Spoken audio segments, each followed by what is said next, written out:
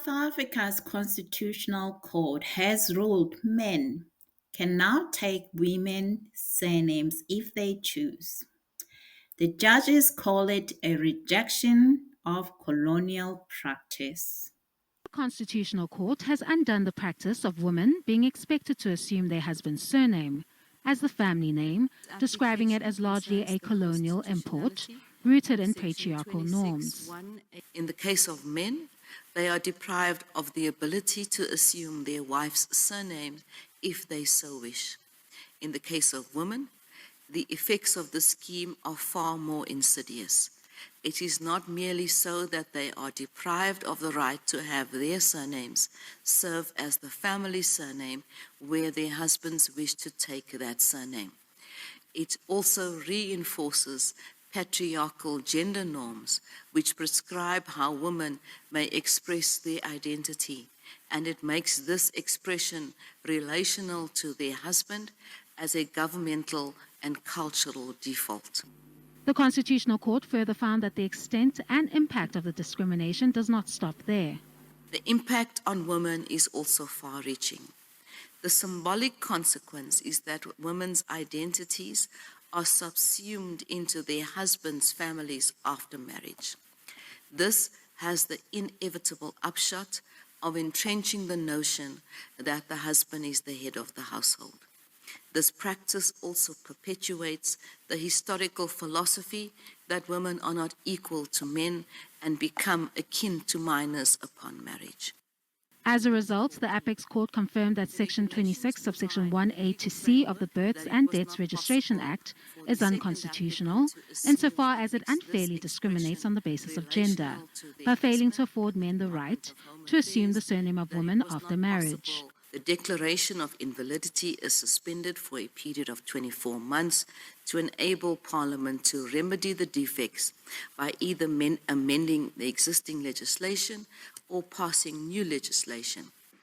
Let me make this one very clear, people. I totally disagree with this ruling because in indigenous South African culture, especially in our clan system, women never lost their names when they married. Clan names, isiduko, isibongo, are not just surname. They are living history. They are our genealogy. They are our culture. They anchor children to their ancestry. They carry our stories. This ruling might just look progressive on the surface, but in reality, it ignores the South African indigenous traditions. It forces us back into colonialism, individualistic idea of identity, where surname is just paperwork. That's not how our culture works. This problem runs really deep. It really runs very deeper.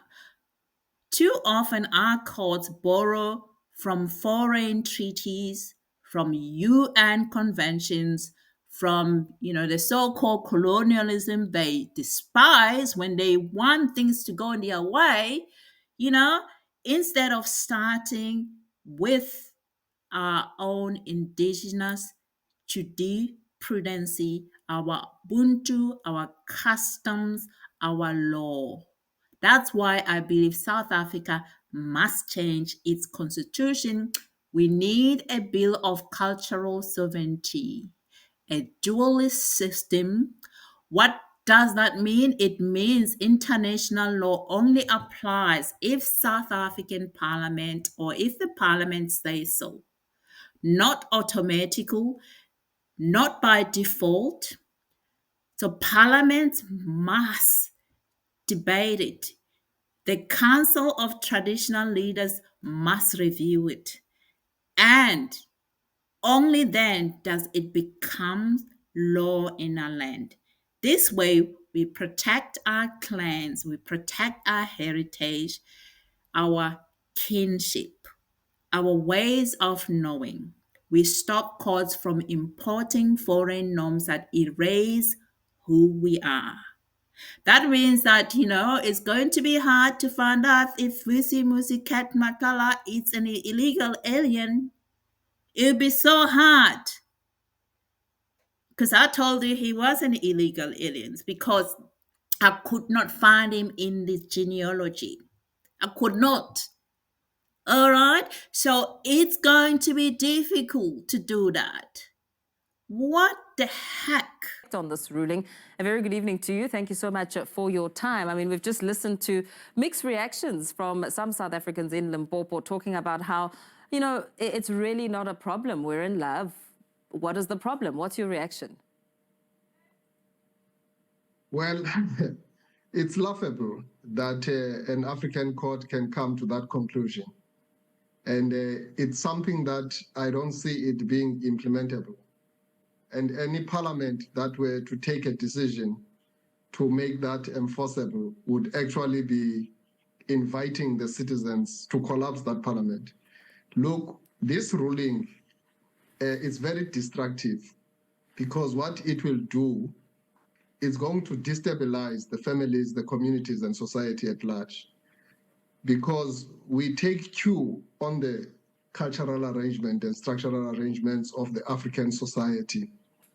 We think that a ruling of this nature is sowing the seeds of divisions, and it's casting aspersions between men and women on a matter which has been looked at in a very narrow way, a narrow perspective and a narrow articulation, which is actually flawed, because no woman loses her identity when she is married, because at all material times, women in an African society are called by their clan name, even when they are married. They never lose their identity. So it's based on falsehoods and a non-understanding and miseducation, which you see that it manifests in courts that are employing Roman Dutch laws. Yeah. So as CONTRALESA, we reject this and we're going to challenge it. And we're going to make sure that we engage society at large. And I think time has come for us to realize that what we have called for the longest period of time as the best constitution is beginning to become a beast that is now eating against our own cultural, terms of living. When you say you're going to challenge it, pardon me, on what grounds, if you're saying that you're going to challenge this matter? In every respect, we're going to challenge it legally.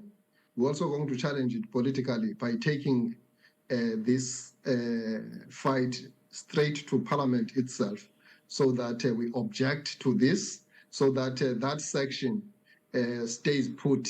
There's no need for this to be changed, because it's anti-African, it's un-African for us to allow this to happen, because it, as I say, it is going to destabilize the basic unit of our society, which is an African family. It is going to redefine many issues, including issues of succession. It is actually going to create chaos. And I don't think that in their thinking, the judges and justices have really taken that into account, because a mere two people who have a particular narrow view are now being taken into account against, their view is taken into account and has a privilege against the majority of the people. Let me ask you this. Challenge. Yeah, just for the sake of time, from a traditional leadership standpoint, I mean, you've just said to me that it's un-African. Perhaps give us some depth on the role of a surname, how that role plays in defining lineage, identity, and perhaps ancestral connection in African cultures. Well, in terms of the lineage of families, a woman gets married into the family of a man. That's our structure, and the bloodline is defined in that context, and that dates back, to centuries and centuries from the beginning of time, if you like. And therefore, when you change that by just employing a ruling by an apex court, it goes against an establishment, which actually does not harm anyone, because everyone in the African society is comfortable with that arrangement. it's a similar thing when people just say that because as South Africa we espouse non-racialism and non-sexism, you simply say now because the polygamy is acceptable in the South African context, therefore polyandry must also be acceptable. It doesn't go like that. Polyandry is not part and parcel of our culture. So we mustn't just take rulings, that negates the values and the norms and the systems that have been established and that have created stability in our society, because we are creating instability. Okay, so could the ruling then be interpreted as a challenge to patriarchy, perhaps, or rather a sign of gender equality within traditional structures? Now, as I say, the role of women in our society, patriarchy is not part of our system. The role and the place of a married woman is entrenched. For instance, tenure security is guaranteed on the side of the woman who's married to me. So it's a no-brainer. So these people are miseducated when they take a decision based on ill information. Because I think they need first to understudy and study the nuances of our culture so that the interpretation of culture vis-a-vis the laws, which are even foreign, they can see the disjuncture and the discord on the decisions that they arrive at. So I think that the ruling itself is full of contradictions and ill information, which is based on something that is not true, something that is totally untrue, and something that is totally un-African. For instance, as I say, they say a woman loses her identity when she gets married. But uMaXulu, when she is married, Mkiva, remains uMaXulu. And that's how she is referred to for the rest of her life. So it's totally untrue. And a surname is not a primary factor in terms of defining a married woman, but her clan name is a primary factor in some communities of South Africa. Of course, the clan and the surname is the same thing, but in others it's not the same. But what is common and the common denominator is that a married woman is always called by her clan name, even in a marriage arrangement. Thank you so much. Law is not just procedure. Law must be just.